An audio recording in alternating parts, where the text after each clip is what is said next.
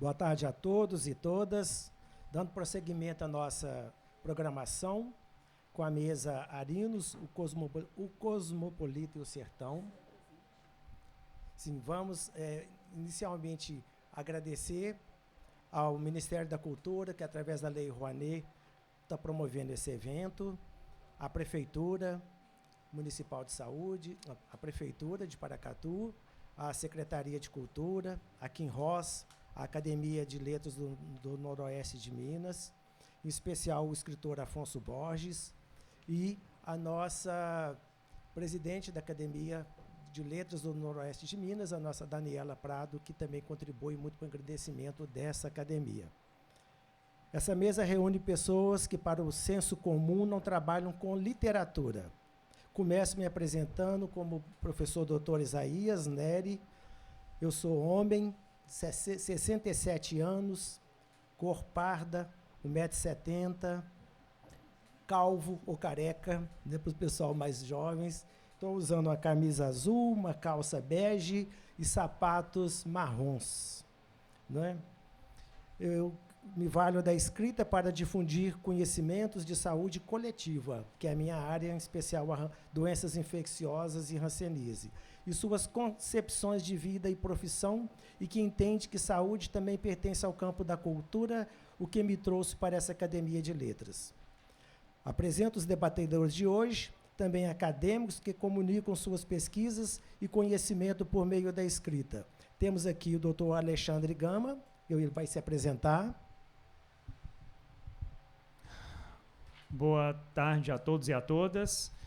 Meu nome é Alexandre Gama, eu sou formado em História, tenho mestrado, especialista em História Cultural, tenho mestrado em História e o meu doutorado é em Desenvolvimento, Sociedade e Cooperação Internacional.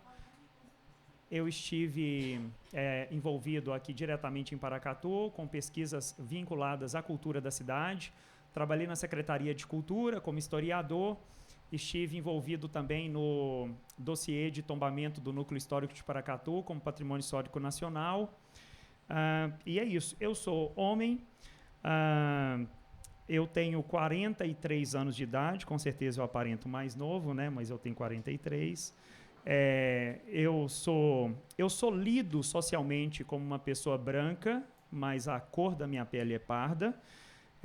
Eu sou alto, né, 1,83 m, magro, não sei se eu já disse isso, meus olhos são pretos, a cor do meu cabelo também é preta, eu uso óculos e estou aqui com fome de debater e compartilhar com vocês algumas coisas que a gente trouxe sobre o Afonso Arinos.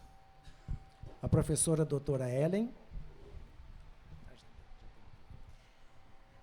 Boa tarde, eu sou morena, cabelos curtos, uso óculos, estatura mediana, estou trajando uma blusa vermelha, calça jeans e sandália.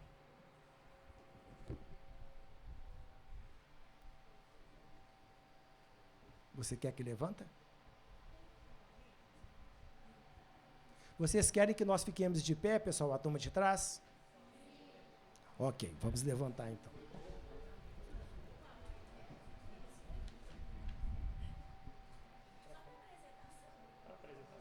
Terminou?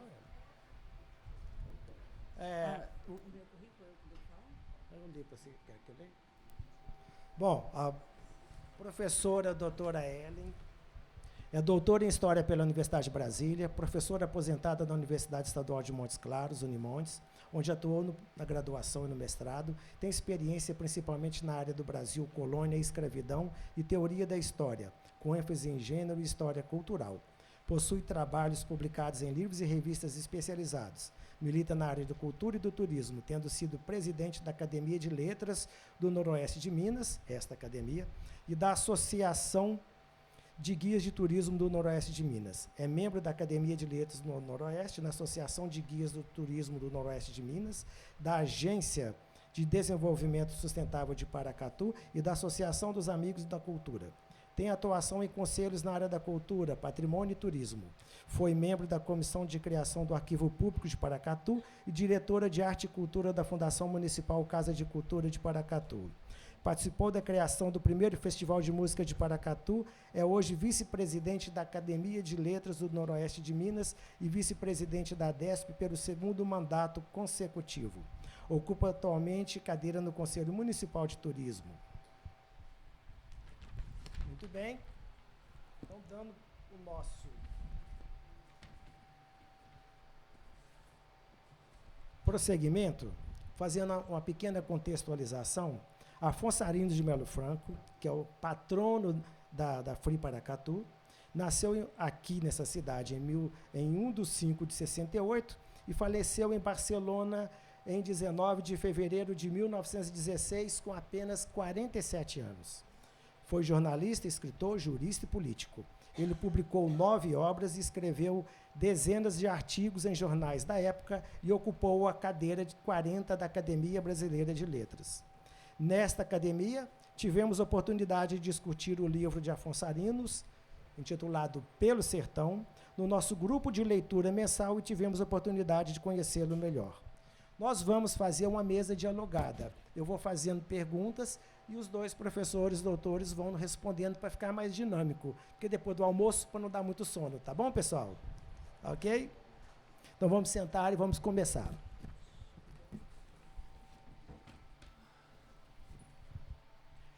Professora Ellen, como se deu sua aproximação com a obra de Afonso Arinos? Bem, eu me aproximei de Afonso Arinos por 2 caminhos. Um caminho foi pelas mãos de Guimarães Rosa. Porque, por mais que eu soubesse quem era Afonso Arinos, o que dá nome à escola, não é, tão central aqui na nossa cidade e tão conhecida, tão importante, mas eu conhecia muito pouco sobre ele. Aquele conhecimento panorâmico, né?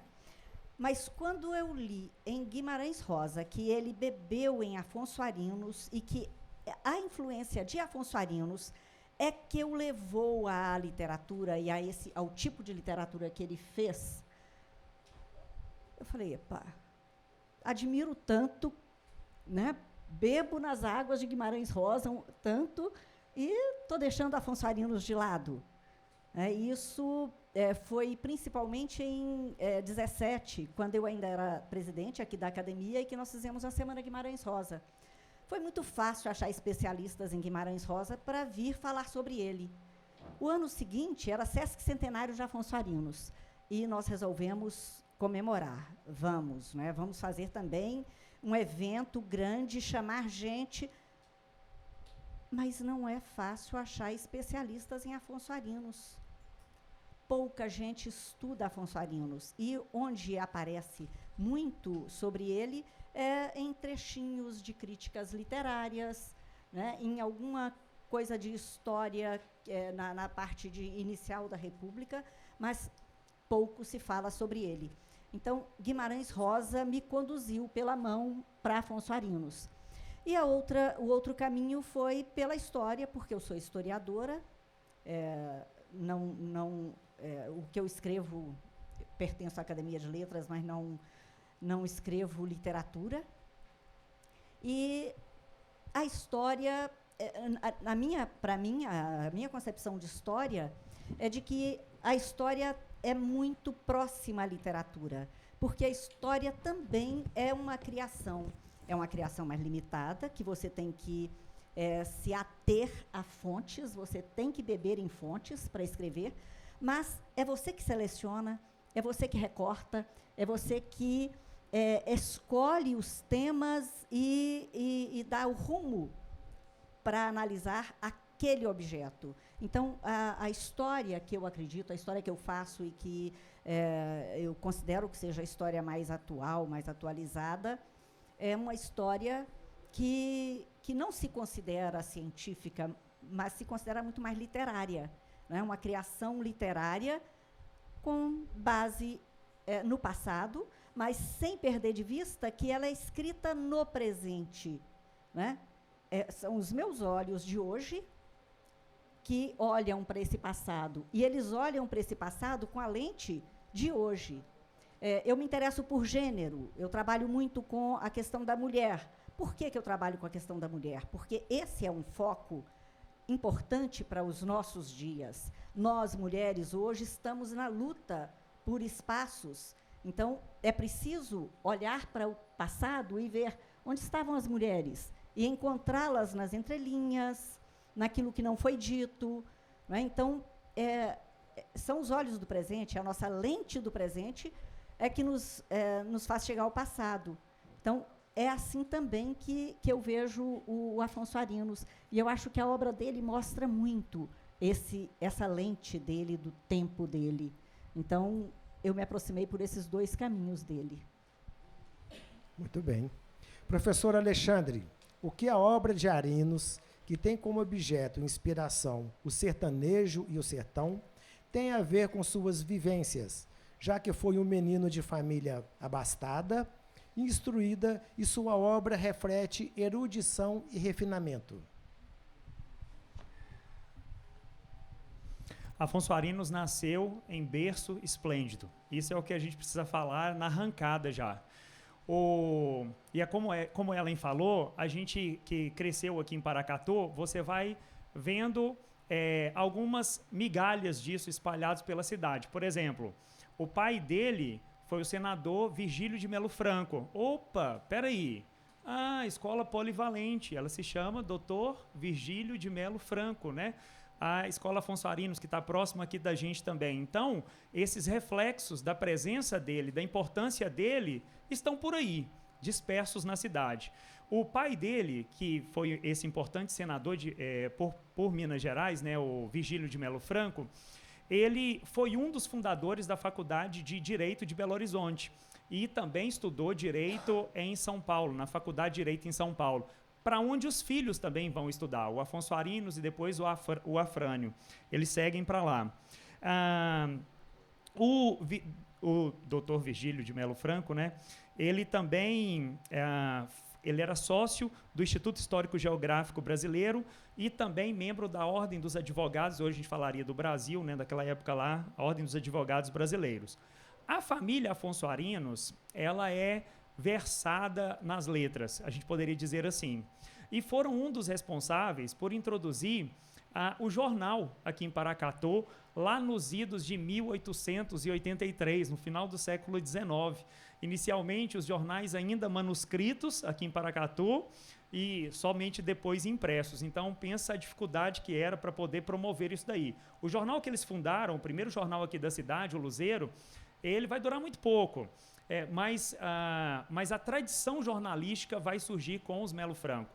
Tanto é que depois que o Partido Republicano Mineiro ele vai ter um racha, e aqui em Paracatu esse racha foi visível com famílias distintas seguindo ideologias políticas diferentes, posicionamentos políticos diferentes, e a família Melo Franco, que estava em um desses grupos que racharam, criou um jornal onde eles poderiam veicular suas ideias, né, que era o jornal Folha do Povo, né, esse era o nome do jornal. Afonso Arinos nasce aqui em 1868. E o que é que a gente tem dele? Por exemplo, o Oliveira Melo vai falar que desde criança ele era de temperamento expansivo e aberto, né? Mais do que o irmão dele, o Afrânio, que eu mencionei agora, né? Um aventureiro, um sentimental, cuja inclinação literária já se fazia notar desde os primeiros anos. Por quê? Porque o Oliveira Melo conta que o Afonso Arinos ele tinha o costume de bolar peças teatrais no quintal da casa da avó materna dele, aqui em Paracatu. Essa criação aqui em Paracatu, apesar de ter nascido numa família extremamente elitizada, a formação dele, livre, solto aqui em Paracatu, nos quintais, nas ruas da cidade, fez com que isso fixasse, né, indelevelmente na alma dele. Então, algumas pessoas falam assim, mas ele ficou tão pouco tempo aqui em Paracatu, né? Será que a gente tem o direito de trazer para nós tudo aquilo que Afonso Arinos foi, não só o dever, a gente tem o direito de fazer isso daí. Por quê? Porque essas coisas ficam na alma, né? Ontem eu estava levando uns alunos para Brasília, e um desses alunos, ele estava comentando comigo assim: professor, já ouviu alguns causos, algumas histórias daqui de Paracatu, lá do Santana? E eu falei assim: quais causos? Ele falou assim: nossa, minha avó conta umas coisas assim que é de arrepiar os cabelos, de coisas que aconteciam aqui em Paracatu. Você vai encontrar essa oralidade, esses causos, nos contos do Afonso Arinos. Ele não vai aprender isso em Ouro Preto, para onde ele vai, ele não vai aprender isso em São Paulo. Isso ficou na alma dele. Sempre que ele vinha ao Brasil, mesmo quando ele estava fora, e ele vinha visitar a região, ele fazia questão de ficar com os tropeiros, né, que faziam esses trânsitos. O Tristão de Ataíde diz o seguinte sobre ele. Eu vou ler aqui e já vou passar para ele. Toda a sua primeira infância, até aos 9 anos, passou-a Afonso Arinos na Vila Natal. A vida livre de então, na cidadezinha pacata e sonolenta, onde não havia mister prender as crianças, pois toda ela era como que o jardim da casa. Gravou-se indelevelmente em sua alma. Esse espírito de localismo, que sempre acompanhou pela sua vida em fora, nasceu-lhe logo na infância, nessa vida à solta dos primeiros anos, em tropelias infantis pelos campos dos arredores ou em longos banhos no rio. Criado sem artifício da educação de estufa, longe da atmosfera neutra e cosmopolita das grandes capitais, nada veio turbar a formação livre de seu caráter. Nesses 9 primeiros anos, quando a matéria humana ainda está úmida e fresca para receber todas as impressões da vida, pouco antes de morrer, ainda evocava com ternura essa paisagem que o vira nascer e na alma lhe deitara raízes indeléveis. A alma dessa paisagem, para onde quer que andemos longe, esqueci de avisar. Agora, eu vou citar aqui uma frase dele mesmo, tá? Ele diz o seguinte: a alma dessa paisagem, para onde quer que andemos longe, nos segue de perto e nos acompanha, e chama-se saudade. Então, por mais que ele tenha passado tão pouco tempo aqui em Paracatu e essa vida do sertão, a paisagem que ele viveu na primeira infância dele, nunca mais vai abandoná-lo, ou Afonso Arinos nunca mais vai abandonar essas memórias de infância.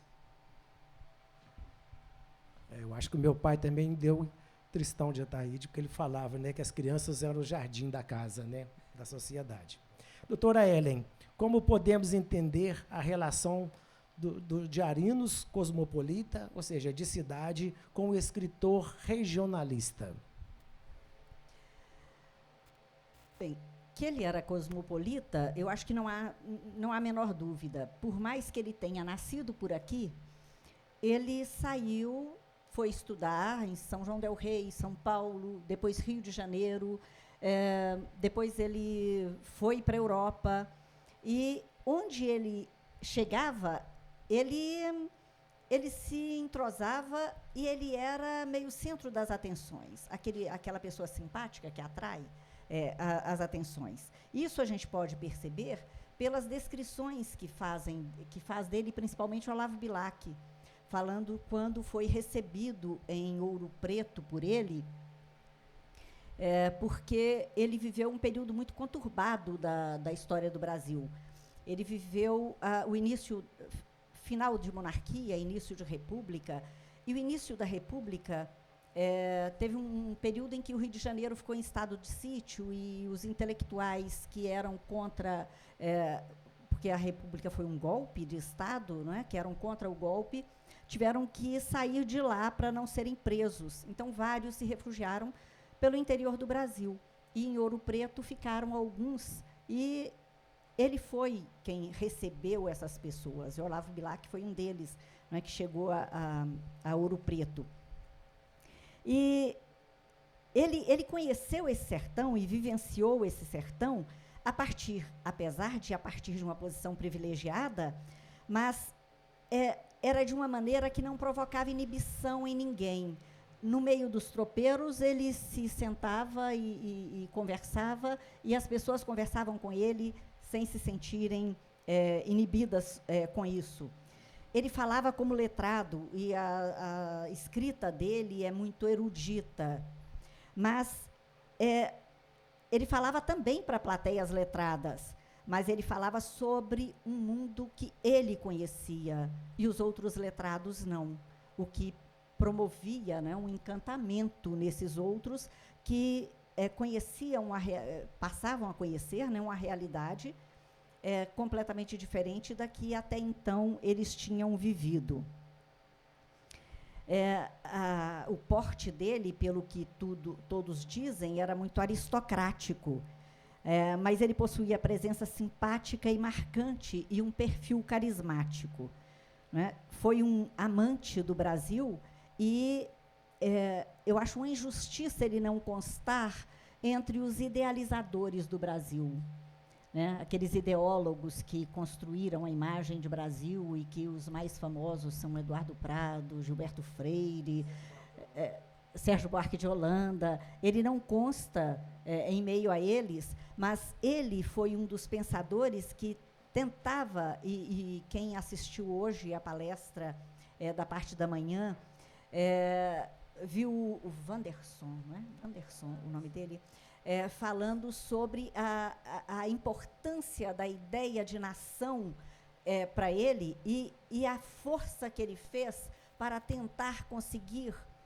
que esse país adquirisse uma ideia de nação. E era a época dessa guerra entre ideias, não é? Para que uma delas se estabelecesse como o que era o Brasil e quem era o brasileiro. E ele, então, foi um precursor nisso. Ele foi alguém que teve muita consciência dessa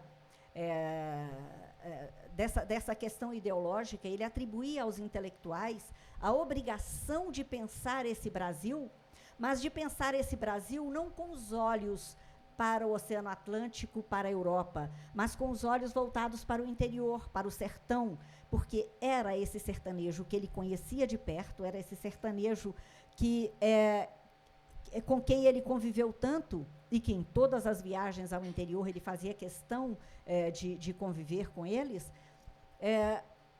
ensinavam a ele. E ele mostrava como essas pessoas guardavam as lendas, as tradições, e que como essas lendas e tradições eram importantes para manter a unidade nacional. Então, esse é um elemento muito importante para colocá-lo como um dos idealizadores do Brasil, como uma pessoa importante para estar nesse patamar, não é?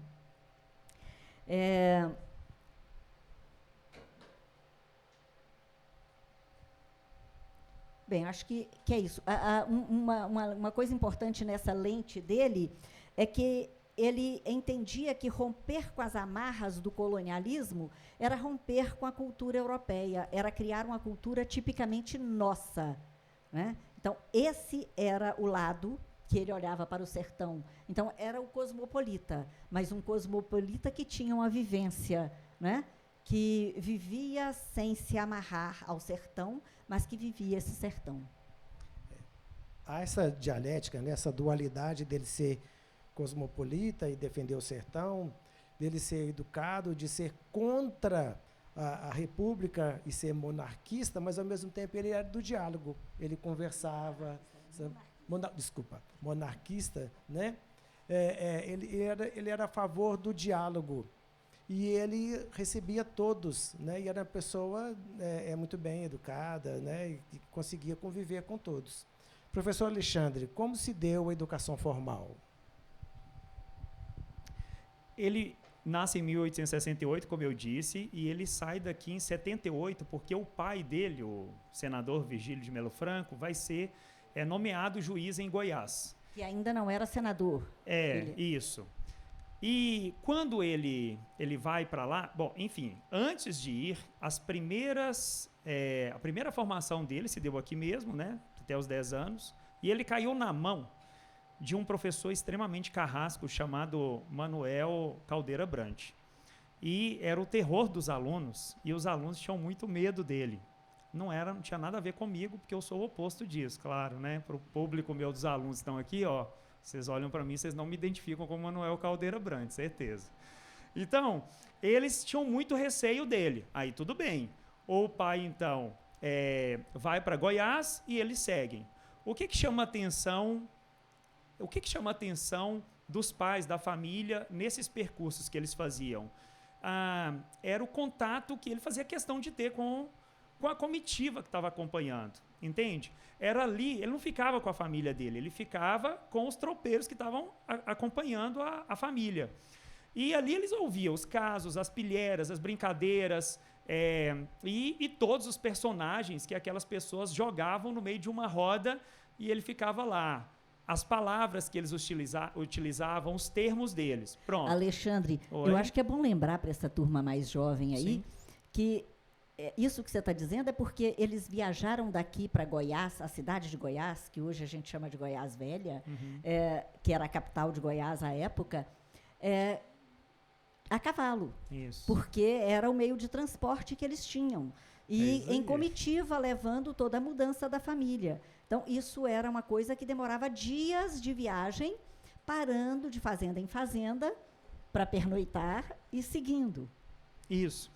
E aí o que acontece? O Oliveira Melo, por conta desses contatos que ele vai ter com essas pessoas, ele vai dizer o seguinte: os personagens que é uma obra de ficção, Ellen que mencionou isso daqui, ou foi a Dani que mencionou isso hoje de manhã? Eu estou confuso. Foi Ellen? Foi de manhã. Acho que foi a Dani. Ah, sim, foi Dani. Ela falou, olha, essas pessoas não existiram, não. Igual a Ellen falou, nós somos historiadores, nós lidamos com fonte. Né? Você está falando desses personagens, eles existiram e isso está registrado onde? Não, nós estamos falando de uma obra de ficção. A Dani mencionou isso aqui hoje.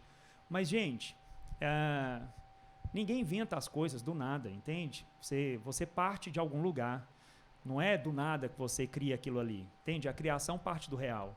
Então, parte do documento não tem jeito, continua sendo ficção, mas ela parte de algum lugar. E é isso aqui que o Oliveira Melo fala sobre ele. A obra de Arinos está cheia destes homens.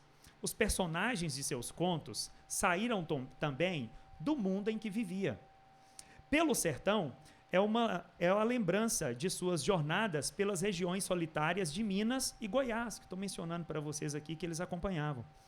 Povoada pelos mesmos homens que os conduziam através daquele mundo verde. Joaquim Mironga, mulato, alto e claro, criado em casa da avó Melo Franco.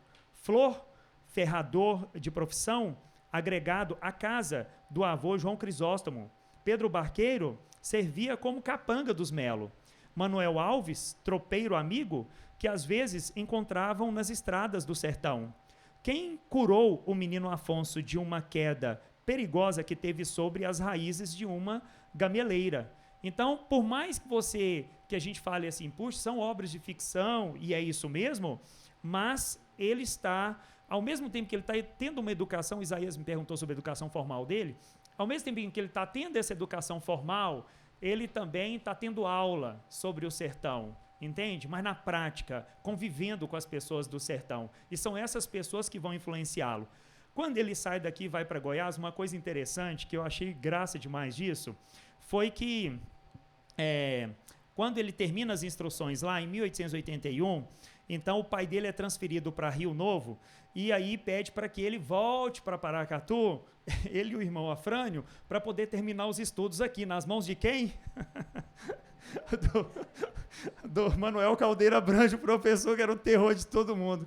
E aí no retorno deles, né, de Goiás para cá, para voltar para o ensino aí do Manuel Caldeira Brant, eles, num descuido lá da comitiva que estava trazendo todos eles simplesmente, ele e o Afrânio desaparecem, eles fogem, porque eles não querem voltar para Paracatu de jeito nenhum. Então isso mostra assim um pouco, alguns dizem, né, pronto, tá aí, ó, olha o espírito de aventureiro, de livre, que a gente já vê nascer no Afonso Arinos, né? Certamente o irmão só o acompanhou, porque dizem que ele não era desse jeito.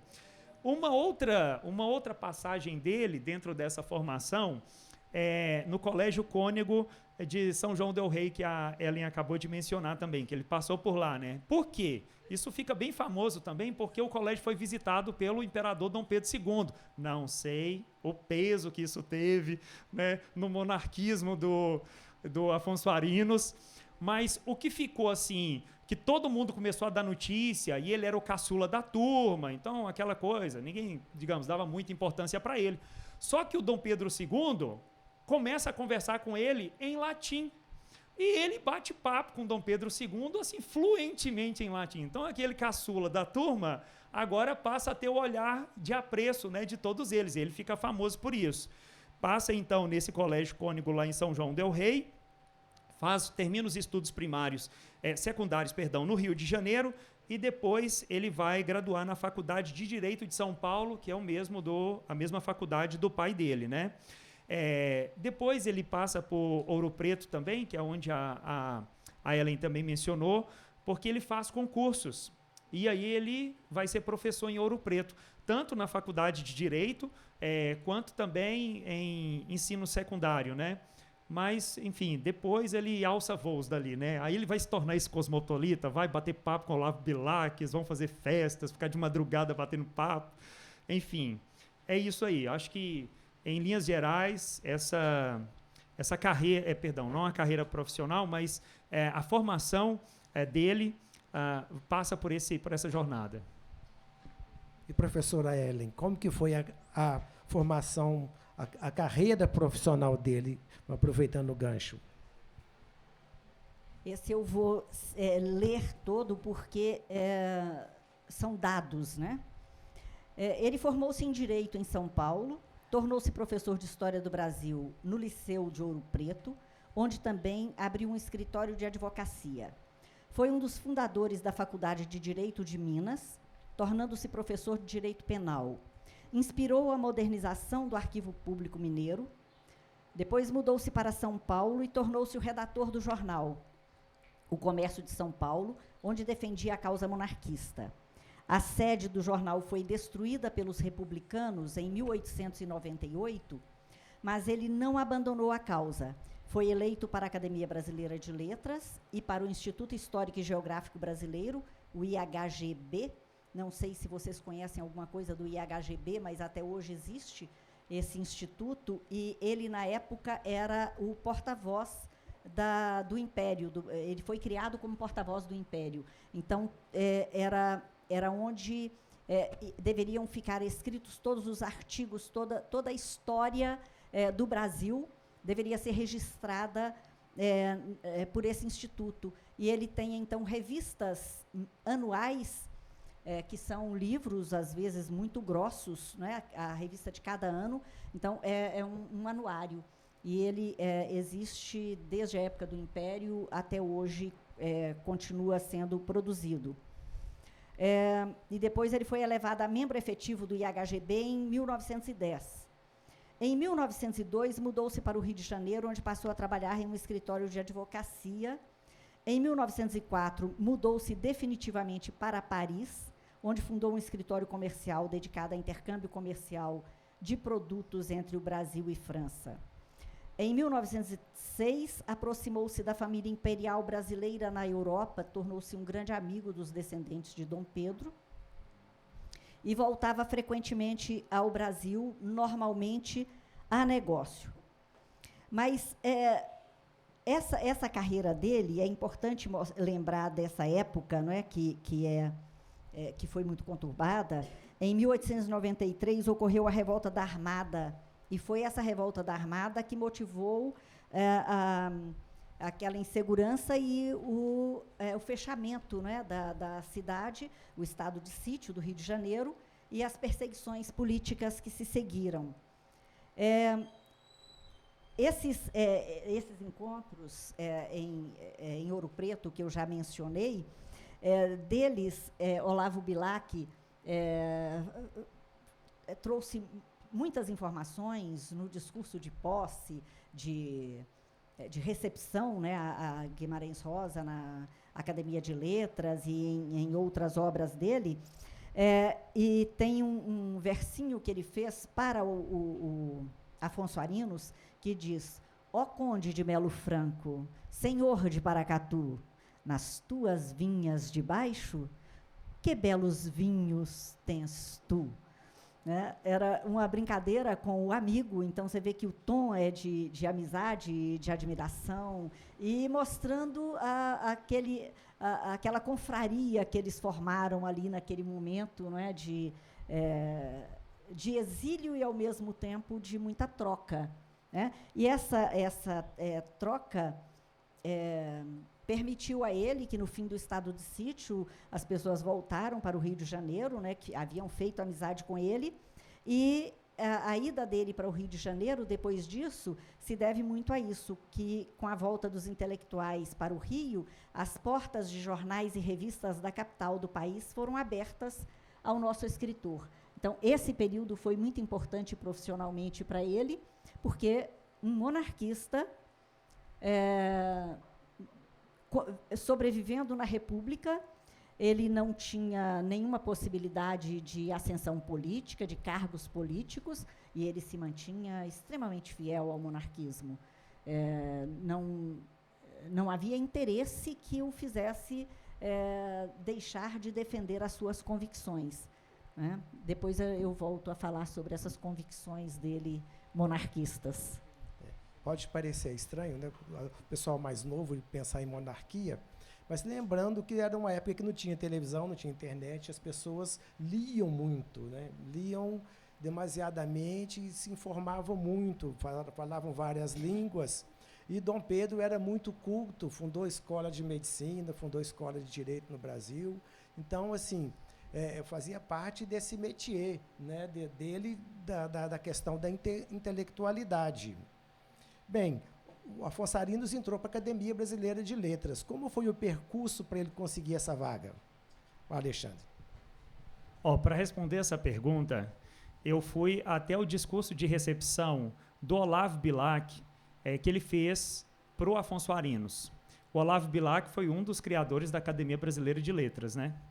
E quando eu fiquei sabendo, descobri que o Olavo Bilac era um republicano e estava recebendo, e vocês têm que ler esse discurso de recepção, o Afonso Arinos, com essas palavras... Fica disponível, viu, gente? No site da Academia Brasileira de Letras, os discursos de posse e de recepção. É fácil encontrar lá. É de cair o queixo. Porque você tem que pensar assim, sabe aquela neura nossa entre direita e esquerda hoje? Sabe isso? Naquela época era você é republicano ou você é monarquista? É isso, entende? Então, você é petista ou você é bolsonarista? Pronto. Tem noção do que é isso lá naquela época, entende? A dificuldade que você poderia imaginar. Mas eu tenho um republicano fazendo um discurso de recepção para um monarquista na Academia Brasileira de Letras, com essas palavras que eu vou ler alguma coisa aqui para vocês, porque é muito longo, muito extenso, e eu separei algumas coisas. Isaías me perguntou o que na trajetória do Afonso Arinos faz com que ele seja convidado a fazer parte da Academia Brasileira de Letras, né? Então, o próprio Olavo Bilac vai explicar na carta de recepção dele. O fato de ele amar o passado sem receio, um pouco do que Ellen já falou e do que a mesa que a Dani participou mais cedo também trouxe. Amar o passado, as tradições e o nacionalismo do Afonso Arinos faz com que isso seja o suficiente. O Olavo Bilac chega um momento que ele fala assim, você não precisava ter escrito nada. Só o fato de você amar as tradições, o passado e o nacionalismo do jeito como você faz, isso já seria o suficiente para garantir o seu ingresso aqui na instituição. E ele começa a falar da época em que os dois estavam em Ouro Preto e iam para os arquivos, e lá nos arquivos ele dizia, nós estávamos entre os vivos, mas conversando com os mortos constantemente. Que mortos eram esses, né? Aí ele fala, os ouvidores, milicianos del rei, aventureiros, traficantes de pretos, frades, freiras, tiranos, fidalgos, brilhantes, pobres bateadores de ouro, catadores de cascalho, garimpeiros, senhores, escravos e assim por diante, porque eles estavam fazendo pesquisa no Arquivo Mineiro, em Ouro Preto, sobre esses personagens, sobre essas pessoas, e sobre a história, e lá eles encontravam esses personagens.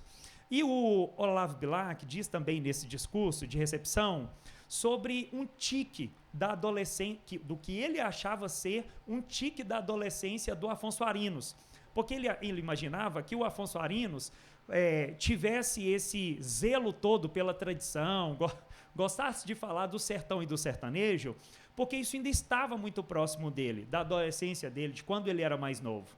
Só que depois, com o convívio deles e com o passar do tempo, o Olavo Bilac percebeu que isso não era um tique de adolescência. Na verdade, isso era um espelho por onde ele revelava o nacionalismo e a valorização da tradição. Ele diz assim, mais tarde, meu ilustre confrade, estou lendo aqui o Olavo Bilac recebendo o Afonso Arinos na Academia Brasileira de Letras. Mais tarde, meu ilustre confrade, quando, apurado o vosso talento, começastes a produzir, reconheci que aquele amor das tradições não era um tique da adolescência, uma preocupação passageira do vosso espírito. No livro e no jornal, a vossa literatura, de que daqui a pouco tratarei, foi sempre um claro espelho em que se tem refletido esse tradicionalismo e esse nacionalismo, a que agora mesmo destes o nome um pouco vago de americanismo. Ele tinha usado essa expressão no discurso de posse dele. Esta qualidade, quando mesmo não se estivesse acompanhada da excelência da vossa obra literária, já bastaria para que a Academia Brasileira vos chamasse. Então, havia também no Afonso Arinos um medo do que ele chamou de desnacionalização. Por quê? Os alunos que estão aqui do terceiro ano vão lembrar. A virada do Império para a República foi com perdão da palavra, desgraça. Foi uma coisa louca. O início da República, para quem conhece um pouco a história, para alguns é o retorno ao período regencial, onde o Brasil quase dividiu uns 5 países diferentes, com rebelião para tudo que é lado. O Dom Pedro II tinha estabilizado o Brasil na segunda metade do século XIX. O país estava consolidado. A França estava virada do avesso, com as últimas rebeliões liberais. O Brasil estava consolidado. Estava tudo certo, política, economia, o café, aquela coisa. Então você sai desse período de consolidação e estabilização e cai numa república que promete o progresso, a liberdade, vamos dar mais autonomia para as províncias. E cai na mão de ditadores autoritários. A república nasce com um golpe militar. E um Floriano, que era um marechal de ferro, que mandava arrancar a cabeça das pessoas no Rio Grande do Sul, porque elas estavam pedindo mais autonomia. Aí vem crise econômica, vem revoltas esparramadas para tudo que é lado, a ponto de o Bilac, que é um republicano, que é um defensor da República, fazer meia que vista grossa. E ele fala aqui no discurso dele assim, tipo assim, ele passa pano, sabe? Ele fala assim, tudo bem, aconteceu essas revoltas mesmo e tudo. Desculpa. E a República também prometendo o progresso. Lembra do movimento do Bota Abaixo? Eu acho que a primeira mesa também de hoje de manhã mencionou isso daí. Eles começaram o momento de modernização das capitais e destruíram. Isso foi um período de perda de patrimônio. Eles começaram a destruir grande parte do patrimônio colonial porque tinham que modernizar, porque a República estava modernizando o país, aquela coisa toda. E expulsa as pessoas pobres. A abolição acabou de acontecer, os pretos estão nas ruas. Não, tem dó, vamos higienizar o Rio de Janeiro. Expulsa essas pessoas do centro e joga todo mundo na margem, na periferia. Esse pessoal não era bem visto, entende? Aí você já vai começar a botar na sua cabeça assim, que coisa, o próprio Estado atentando contra os mais pobres, contra os pretos, contra o que a gente chamaria hoje minorias. Aí você vai linkar com o que a gente está falando do Afonso Arinos. E o Afonso Arinos defendendo essas pessoas, falando bem dessas pessoas e pagando caro com isso, porque vai ser criticado por defender essas pessoas. Aí o Olavo Bilac diz assim, Não, tudo isso que aconteceu de revolta assim, no início da República é assim mesmo. Aí ele diz, acontece em tudo que é lugar. Ele fala assim, ó, porque essas coisas barulhentas é tipo assim, a saída do pessoal do hospício, entende? Que seria o início da República no Brasil. Aí ele diz assim, o Bilac, se essas evasões dos hospícios tão frequentes em todas partes do mundo, tipo, Afonso Arinos, nem é só aqui, vários lugares tem isso também, nem precisa ser monarquista por conta disso. Se essas evasões de hospícios tão frequentes em todas as partes do mundo pudessem exercer uma influência eficaz e demorada sobre o destino dos povos, não haveria um só povo organizado. Todo o planeta, desde a fita abrasada do Equador até a zona gelada dos polos, seria um imenso manicômio. Então, assim, ó, todo mundo faria isso. Nossa, a menininha me mostrou uma placa de 10 minutos, Ellen.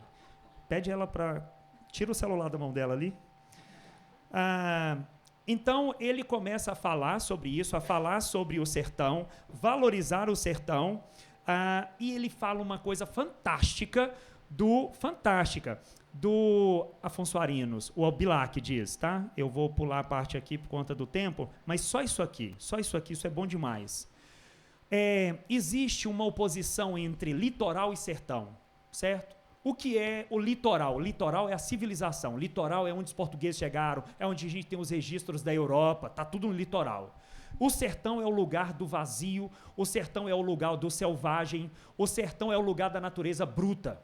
Então você tem a oposição entre o sertão e a barbárie, entende? O Arinos não vê assim, não vê isso, de jeito nenhum. Isso a gente está falando do introdutor, né, Dani, do regionalismo na literatura brasileira, entende? Mas não numa posição de subalternidade, não é isso que a gente está dizendo, entende? Nós estamos falando de uma pessoa que coloca o sertão numa posição de destaque, entende?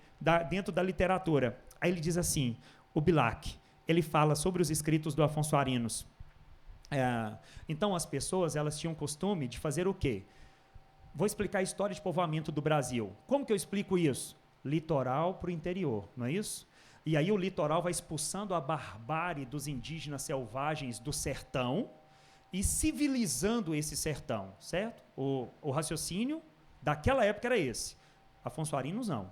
Aí ele diz o seguinte, o povoamento do Brasil, o Olavo Bilac diz, o povoamento do Brasil fez-se da periferia, litoral, margem, para o centro, para o interior, povoamento, certo? Olha o que ele diz isso aqui. A sua nacionalização faz-se do centro para a periferia. Cara, tem dó, isso é fantástico. Entende? O que acho que a Dani mencionou isso aqui mais cedo, o que é o brasileiro? Entende? O que é a cultura brasileira? O que temos de mais importante não está lá no litoral, está aqui. Então, a nacionalização é daqui para lá. É do sertão para o litoral. É do sertão para a metrópole. Entende? Fantástico. Então, esse é o motivo, você me perguntou, né? Isso é o Olavo que está dizendo, né? Esse é o motivo que fez com que o Olavo bancasse a vinda dele para a academia, a ida dele para a Academia Brasileira de Letras. Mas ele passou por uma eleição, teve que conversar com todos os acadêmicos para convencê-los de que ele poderia ser eleito, deveria. Como todo candidato, né? Quero só fazer um comentário. O patrono da minha cadeira, dessa academia, é o Monteiro Lobato. E existe essa diferença. Por quê? Monteiro Lobato, quando ele fala da pessoa do interior, ele fala do Jeca Tatu. Quem já leu Monteiro Lobato é o pobre, é o barrigudinho, é o cachaceiro, que preguiçoso, que dorme o dia inteiro, percebe? Já Arinos era exatamente o contrário. O sertanejo é um forte, é um desbravador. Né? Monteiro Lobato não queria saber se aquilo ali era fome, que foi um período muito difícil do Nordeste, as crises que o Nordeste já passou, de falta d'água, etc. Então, assim, existe essa dualidade muito grande, né, do Monteiro Lobato com Afonso Arinos. Professora Ellen, quais os desdobramentos importantes desse posicionamento político dele? Olha, eu acho que a gente já acabou falando um pouco, e como estamos com pouco tempo, eu vou deixar alguma coisa, mas acho importante falar dos últimos anos de vida dele. Ele vinha muito ao Brasil, já morando na França, ele vinha muito ao Brasil e participava de conferências. Sempre era chamado para falar em alguma conferência. Uma conferência que aconteceu em 1915, né, já no último ano de vida dele, ele morreu em 16. Era uma conferência que tinha sido organizada em defesa do Nordeste, porque o Nordeste estava passando por uma seca tremenda. O Wanderson falou sobre isso hoje de manhã.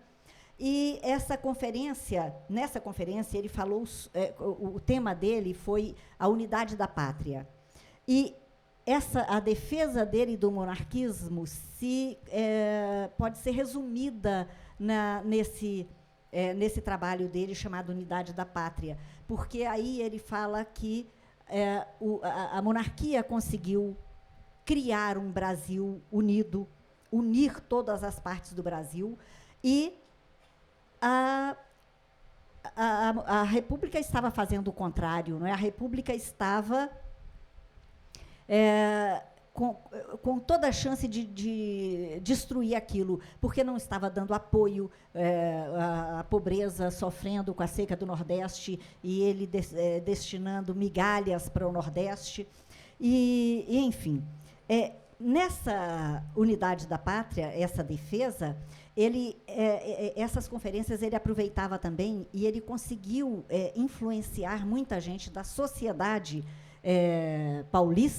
paulistana, a respeito das lendas e tradições, e colocava a alta burguesia da época, ou alta nobreza, não sei como seria mais adequado falar sobre a aristocracia daquele momento, a classe privilegiada daquele momento, mas para representar peças de lendas e tradições brasileiras.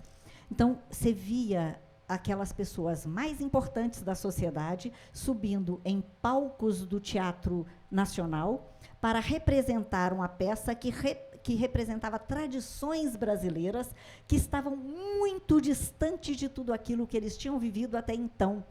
Mas eles aceitavam participar e se tornaram adeptos dessas ações, não é, de valorizar as tradições brasileiras.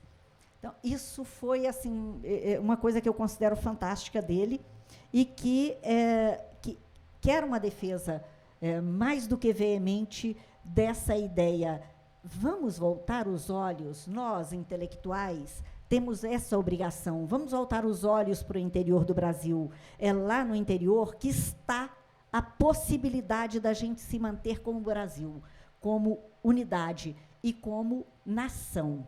Tá? Então, a ideia de nação, que o Wanderson tanto falou hoje, tão belamente, né, que foi uma aula que tivemos hoje aqui, essa ideia de nação o movia em toda a escrita dele, em todo o trabalho, e nessa coisa que ele fazia junto aos seus pares, porque ele era da elite também, né?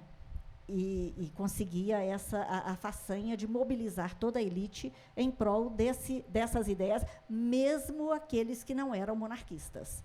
Não é? Tá, Ellen, já levantaram a plaquinha lá que está encerrando, porque está sendo gravado o programa e transmitido pelo YouTube. Eu vou passar para o Alexandre fazer as palavras finais aqui da parte dele, porque nós estamos já realmente no finalzinho. As favas com as minhas palavras finais. Prefiro ler aqui o Buriti Perdido. Olha para você ver o que ele me fala. Velha palmeira solitária, testemunha sobrevivente do drama da conquista, que de majestade e de tristura não exprimes, venerável opônimo dos campos. No meio da campina verde, de um verde esmaiado e merencório, onde tremeluzem, às vezes, as florinhas douradas do alecrim do campo, tu te ergues, altaneira, levantando ao céu as palmas tesas, velho guerreiro petrificado em meio da peleja. Tu me apareces. Alexandre, só um minutinho, eu vou ficar te interrompendo nessa leitura. Fazer um diálogo com esse Buriti perdido. O Dumont... Bora. Nós somos da história, da humana, a gente tem que quebrar os protocolos. O Dumont foi convidado a falar sobre o Buriti perdido num evento de homenagem a ele em Belo Horizonte, muito tempo depois, e ele falou, olha, esse Buriti é o Afonso Arinos, é ele que se ergue ainda, está tudo caindo, o monarquismo caiu, e ele está defendendo a bandeira dele. Tá? E toda a paisagem que ele mostra é uma paisagem que mostra essa resistência. Vamos resistir. É o Brasil. Esse Buriti é o Brasil. É o sertanejo, é o forte. É quem leva muito tempo para crescer. O Buriti, gente, demora demais a crescer. Cada ano ele cresce um pedacinho assim. Quando você vê uma árvore alta, ele tem uma vida de histórias para trás. Esse é o Afonso Arinos. Só mais uma parte, não vou ler ele todo. Talvez passassem, para confirmar o que a Ellen está dizendo, talvez passassem junto de ti, há 2 séculos, as primeiras bandeiras invasoras. Olha, já mudou o termo, não é? As bandeiras invasoras.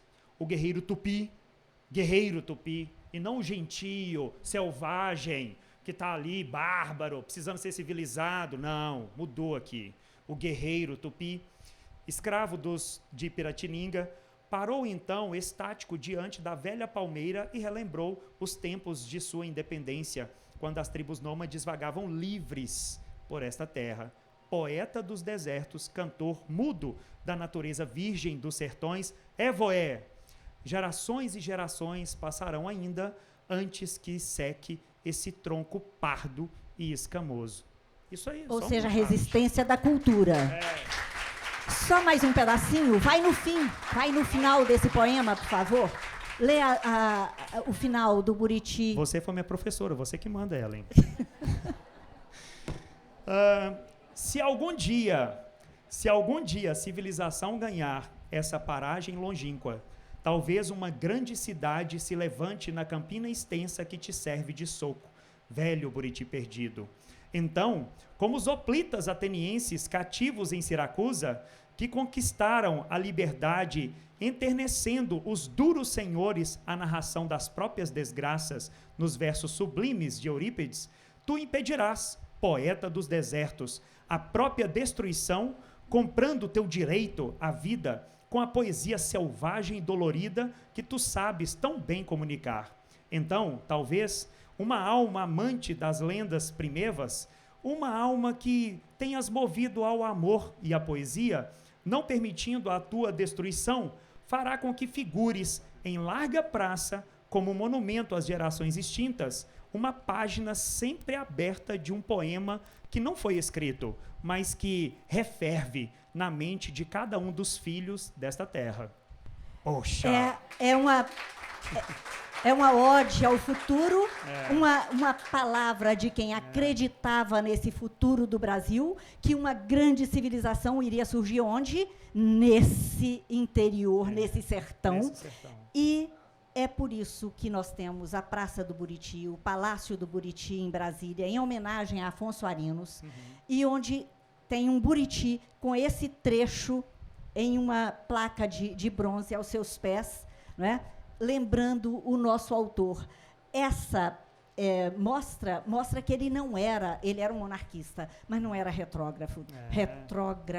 Ele não era contra o progresso, pelo contrário, um progressista. Ele queria o progresso, só que um progresso brasileiro, um progresso respeitoso com a cultura brasileira, que mantivesse a tradição, um progresso que considerasse tudo o que nós construímos. É esse Brasil que tem que ser feito. É o Brasil sertanejo. É o Brasil brasileiro, de olhos para dentro e não para a Europa. Brasil de Afonso Arinos.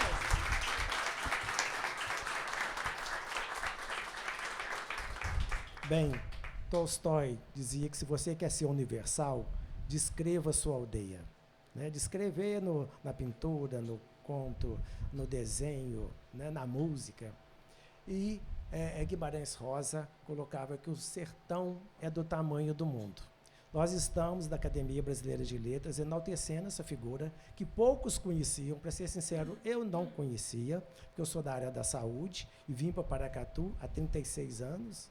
Né? Então, assim, na academia, eu vim conhecer Afonso Arinos e nós temos que enaltecer o trabalho da diretoria, da nossa presidente, Daniela, da nossa vice-presidente, do nosso historiador, Alexandre, todos os doutores, né? E que fazem esse trabalho tão bonito de mostrar, inclusive para as gerações, né, que estão vindo agora, da importância dos nossos autores. Quero agradecer a presença de todos, a presença dos acadêmicos aqui presentes. Eu vi o Marcos, Dona Benedita no fundo, mais alguém que passou por aqui, Silvano, que estiveram aqui, né? E a presença dos jovens, a presença da minha esposa, de todos os conhecidos, amigos da família que estão aqui hoje. Muito obrigado a todos. Também quero agradecer a todos que vieram nos ouvir e repetir aquilo que Dani colocou de manhã.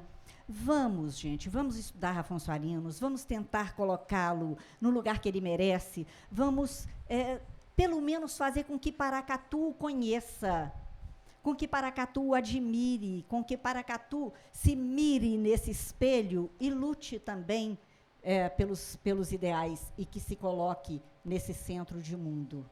Não é? Está encerrada, então, a nossa sessão de hoje. Muito obrigado.